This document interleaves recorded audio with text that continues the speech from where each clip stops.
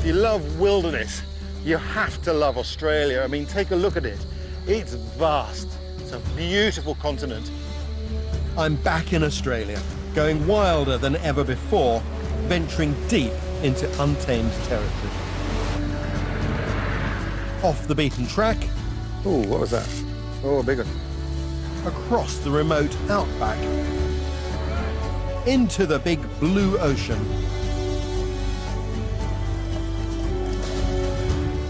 And high over the mountains. Well, it should be a great place to look for eagles. Yeah. With my team, I'm going to discover the incredible life that thrives here. In all its beauty, variety, I just saw one, and drama. As I travel from the heat of the day. Keep moving now, guys, keep moving back. To the cool of the night. This is one of the most incredible sights in nature. Across the epic landscapes of the Australian wilderness.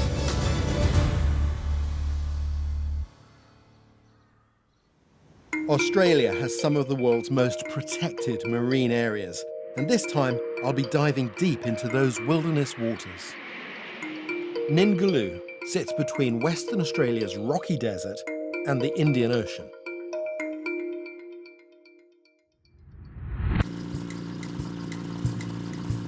Ningaloo is one of the world's most ancient coastlines, and the best way to see it is actually from the air.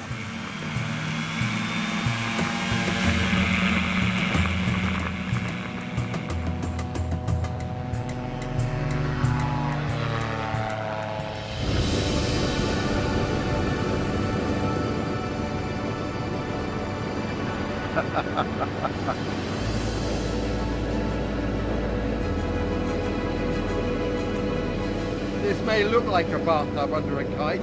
Well, guess what? It feels like one too.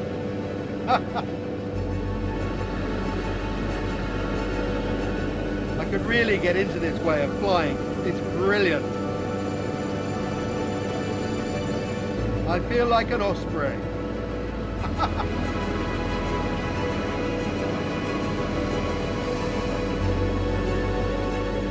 Well, I have to say, a microlight is a great way to take a look at the journey I'm about to make.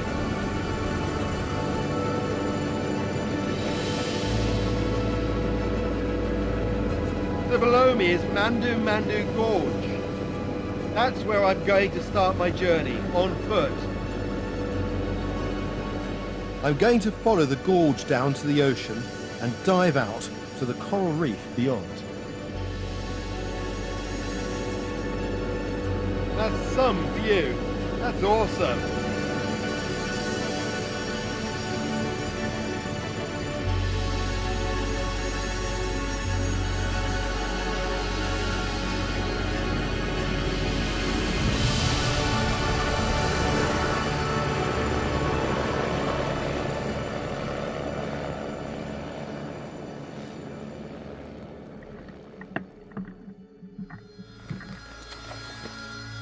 Amazing. That was incredible.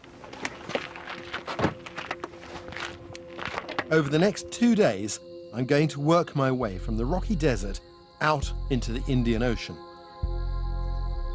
To understand this prehistoric landscape, I must first go back in time and travel along a gorge which is millions of years old.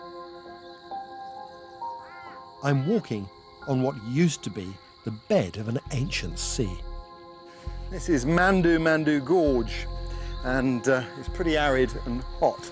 In fact, if there wasn't a nice cooling breeze in my face, it would be quite oppressive. But what a beautiful place it is. If you're a diver, you may recognize when you look at these cliff faces that this is an ancient reef. Once, very, very long time ago, this was a reef.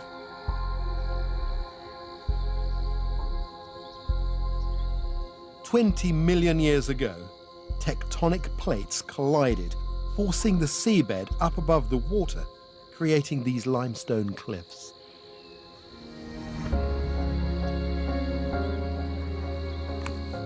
Well, I can now see my journey opening up ahead of me. You can see the waves breaking there. That's Ningaloo Reef. My plan is to go down to Ningaloo Reef and then work my way up along it, exploring the marine wildlife to be seen there before crossing over the drop-off into the open ocean. And that will be absolutely full of wildlife. Travelling across this ancient land is like exploring a living museum. Everywhere I look, I'm seeing fossils. This perhaps is one of the more impressive fossils that can be found in this area. This is a shark's tooth, dated at about 1.6 million years old. It's from a shark called Megalodon that doesn't exist today. Megalodons were bigger than double-decker buses. And you can still feel on the edge of the tooth sharp serrations. It's amazing. It's mind-blowing to think that gigantic sharks once swam here when all the land was underwater.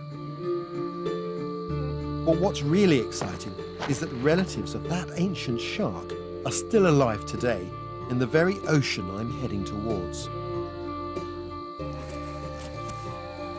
Down here, the strata of rock is absolutely one mass of sea life. Everywhere I look, I'm seeing fossils.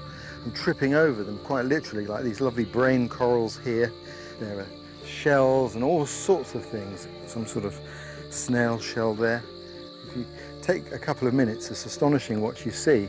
And at this level in the reef, these sea creatures would have lived 20 million years ago. It's staggering.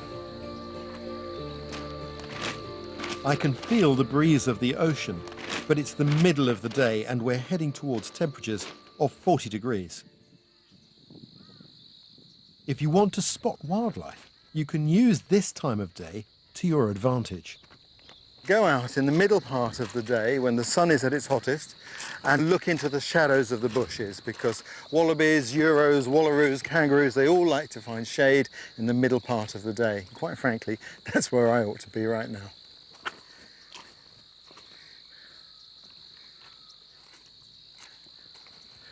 And if you look there, you can see a couple of euros sat in the shade of that bush.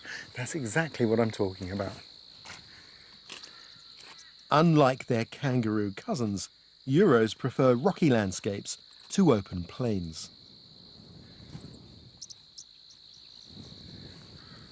And they're not just dependent on waterholes to drink.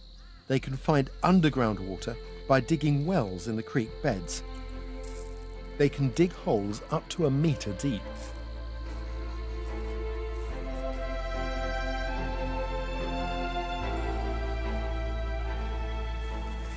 Now that's a great sight.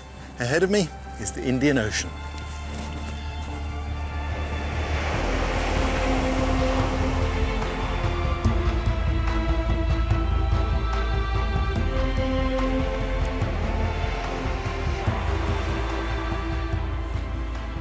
This is lovely. This is Ningaloo Reef, and it's quite unusual because this reef is close to the land. It's really inshore. They call that a fringe reef, and that's quite unusual. You can see the edge of the reef is where the waves are breaking over there. And you know, it's been a long, hard, hot day walking in the desert. I cannot wait to get in that water.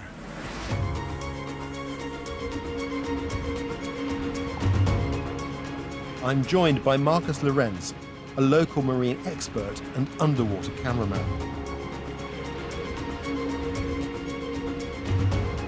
He has been exploring these waters for 15 years, so if anyone can show me around, he can.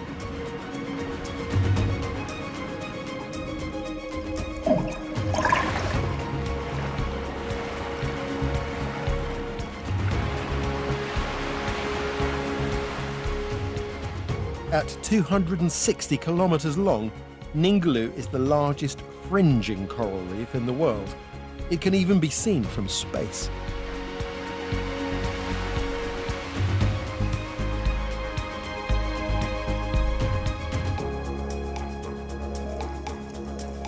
As we snorkel, a curious green sea turtle comes to see us.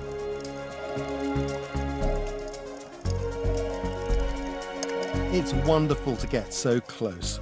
Turtles seem to move at a different pace of life to us. Sea turtles spend most of their lives in the ocean.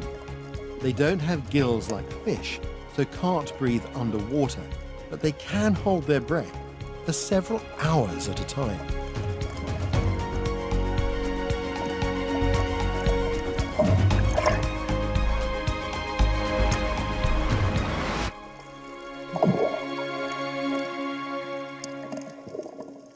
As the turtle leaves us, Marcus and I head back to shore.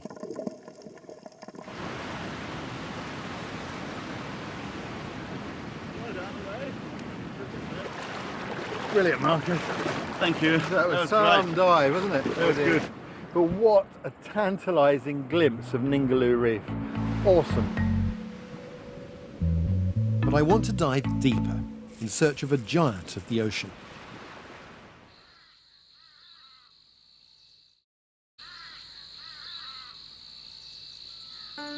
I've been travelling along the ancient Ningaloo Coast, from the rocky desert down to the deep blue ocean.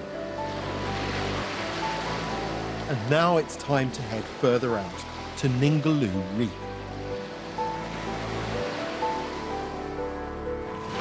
To explore the far side of the reef, I need a bigger boat. So I'm teaming up with skipper Matt Oakley and his crew on board their catamaran, my base for the next 24 hours. Hello. Welcome aboard. Nice to meet you, Matt. Ningaloo Reef reaches depths of up to 35 metres, so we're going to scuba dive this time. Thank you, that was good. As we make our diver safety checks, there's a real sense of anticipation and excitement.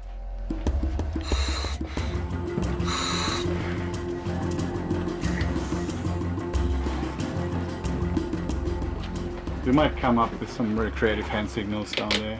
We make them up as we go along. Every diving location in the world has its own special collection. This is a shark. Shark, yeah.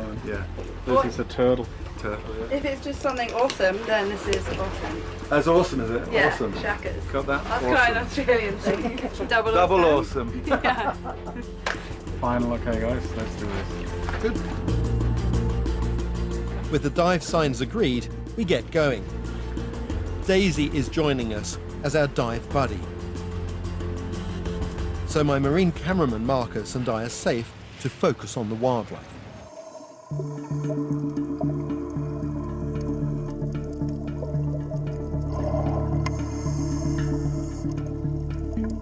The colourful corals of Ningaloo Reef are home to over 500 species of tropical fish, like these narrow-lined puffers and butterfly fish.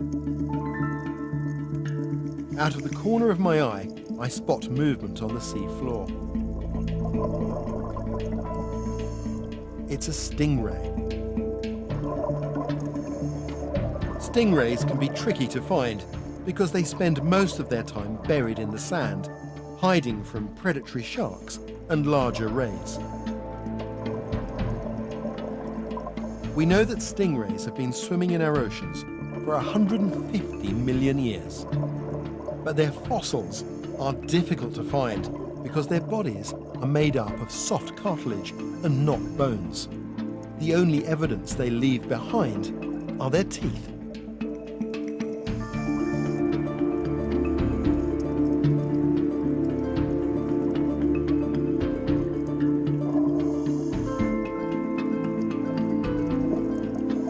Further along the reef, I spot a long tail. It's a sleeping bull stingray. If you look closely, you can see the impressive barb on its tail that carries a deadly venom. But it will only use this in self-defense.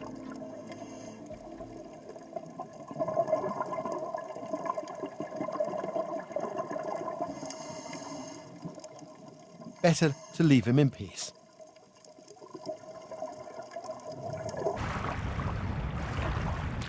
Oh, that was awesome. Absolutely brilliant dive. Thank you very much. Thanks, Daisy. It's a beautiful dive site.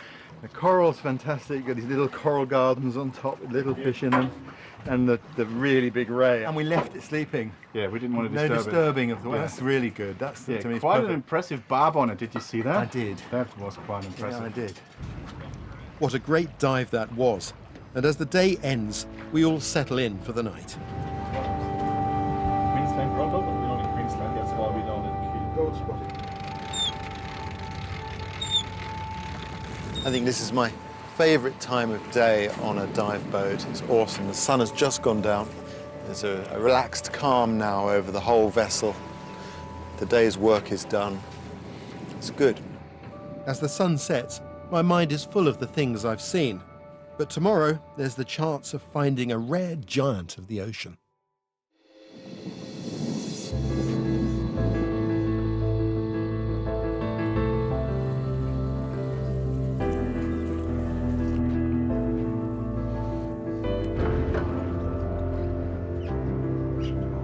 Yesterday was fantastic. To see all that marine life on the reef, brilliant.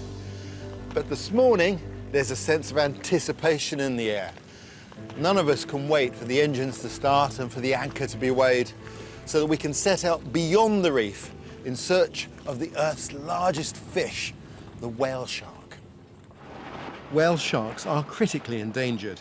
To see them is a huge privilege. So to help me find one, we're being joined by Dr. Brad Norman, a whale shark warrior. Take anything? Yeah, thanks, mate. Brad and his team have spent many years studying whale sharks and know all the best spots to find them. Welcome aboard. Thanks, mate. I think we'll get underway.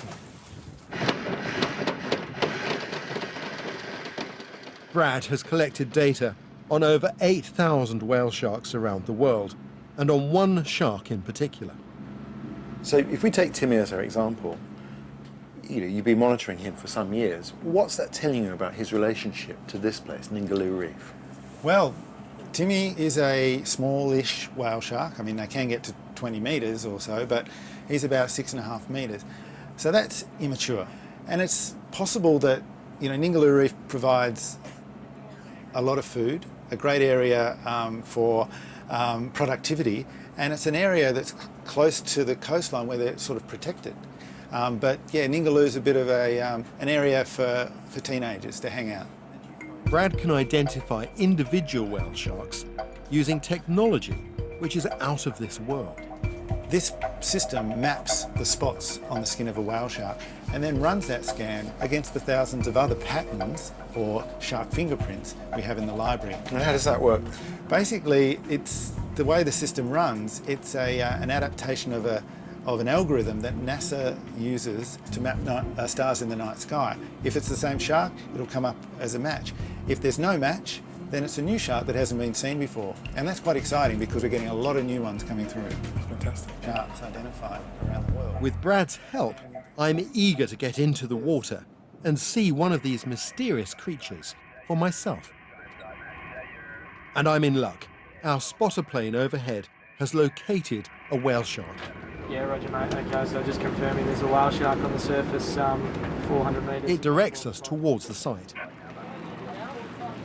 Yeah, Bridget.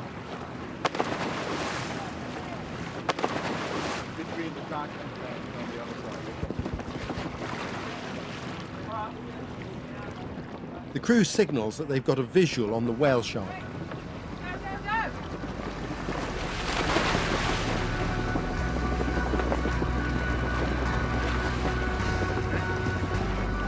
Whale sharks are harmless to humans, but we position ourselves carefully so as not to distress it.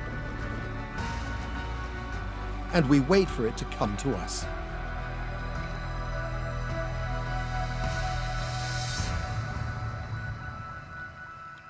This is what we've all been waiting for.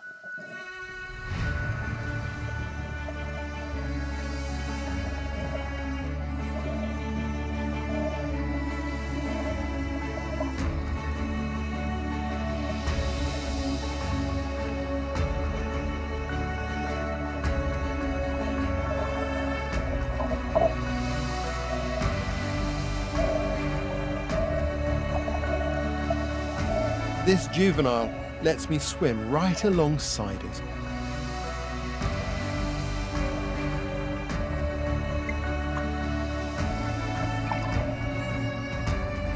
He's accompanied by some hitchhikers.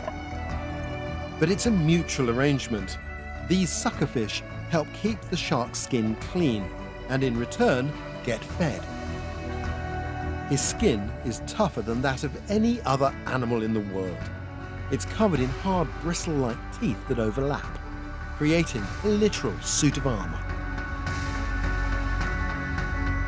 Bizarrely, the largest fish in the ocean relies for food on the tiniest creatures and plants that we call plankton. To do this, they have to sieve through 6,000 litres of seawater every hour. These gentle giants have been swimming in our oceans for 60 million years. This is one of the greatest things I have ever experienced.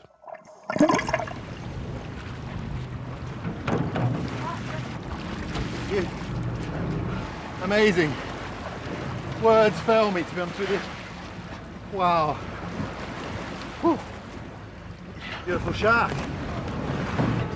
Well, that was amazing. How big was that shark? I reckon it was about 6.5 metres. It was sort of a good size. It's full of superlatives, isn't it? It's mind-blowing. He was a little bit hesitant, staying deep at start, but then you got him out. He came up. Every time I took my eye off of him, he was coming towards me. Well, that was amazing.